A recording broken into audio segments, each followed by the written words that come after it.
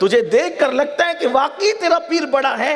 वजह यह है कि मैं तेरे एक एक बाल से नूर निकलते हुए देख रहा हूं, तेरे एक एक बाल से नूर निकलते हुए देख रहा हूं। तेरा पीर वाकई बड़ा है।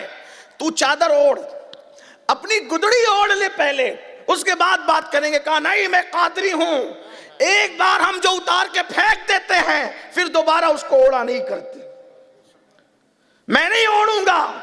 ये बात क्लियर होनी चाहिए। उसके बाद उन्होंने कहा भाई तेरे जिस्म के एक एक बाल से नूर निकलते हुए मैं देख रहा हूं, तू गुदड़ी ओढ़ ले। उसने कहा अगर बात ऐसी है तो उसने वहीं खड़े खड़े आवाज लगाई अपनी बीवी को, कहा मेरी गुदड़ी लाओ, चादर लाओ। तो पूरे मजमे ने देखा कि एक चादर, एक हाथ आया चादर लेकर और उसने हाथ बढ़ा के चादर ले ली।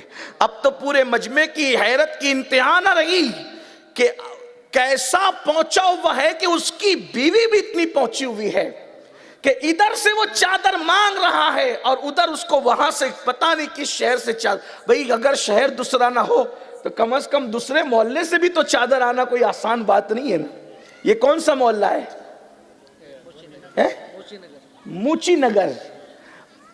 और मूची नगर और कोई दूसरा मोहल्ला यहां से हो एयरपोर्ट के पास का राजू नगर।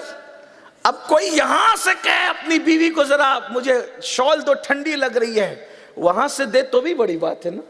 भाई यहां से छोड़िए, मूची नगर ही में से लोग बैठे मैदान में है और कोई मैदान में इसी मूची नगर के मोहल्ले में कोई अपने घर पे कहे कि जरा चादर दो और कोई घर से हाथ बढ़ा के चादर दे दे तो भी तो बड़ी बात होगी ना।